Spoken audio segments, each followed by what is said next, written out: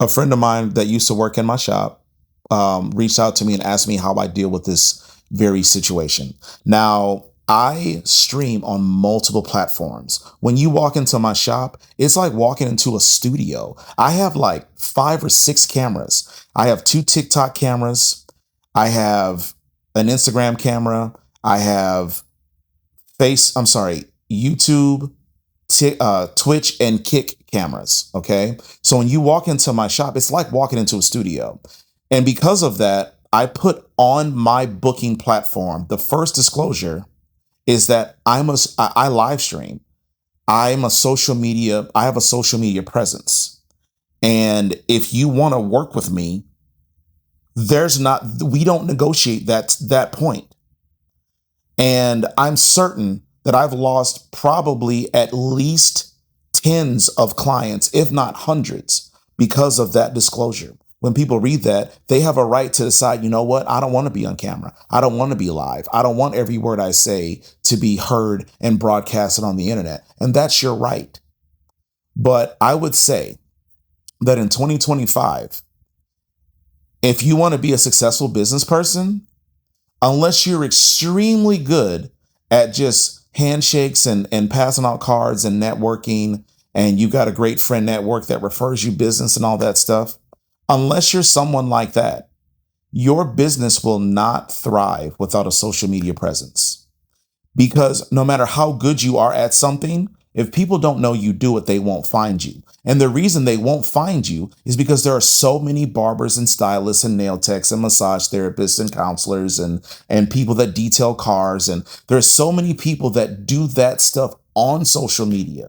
So people will never find you because there's 50 million barbers. There's 50 million nail techs. There's 50 million, like all of these different industries are popping up on social media, and there are communities created because of it.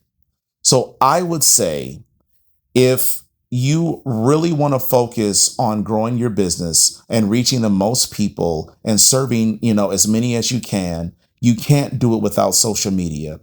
And then because of that, I would make your disclosures crystal clear. And I want that to be the first thing people see when they go to your profile or they go to your booking site. So if you have Booksy or Vagaro or Scheduleosity, any of those things, you have the ability to edit your profile to look whatever way you want.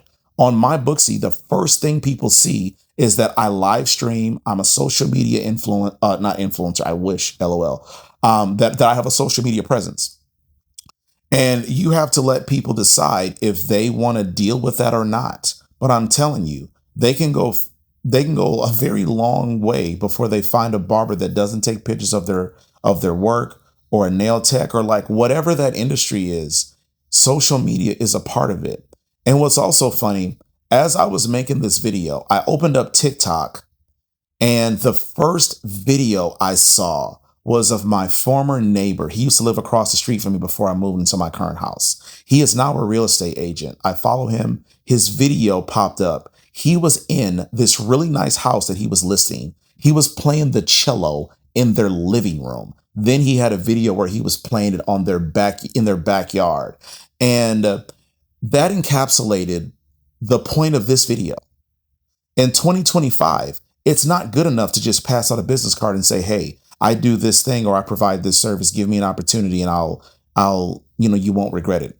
It doesn't, that is, the game has changed. That ship has sailed. Now you've got to find ways to be top of mind. You have to find ways to stand out or you will get lost in a crowd. So I would say to anybody that wants to live stream, but gets pushback from their client base, stand on it, because you will run into some resistance. But this is the price of admission. This is the only way you're going to thrive in an industry where everybody is jumping on the social media wave. You'll get left behind, and then you'll end up working for Amazon in no time. Respect to Amazon.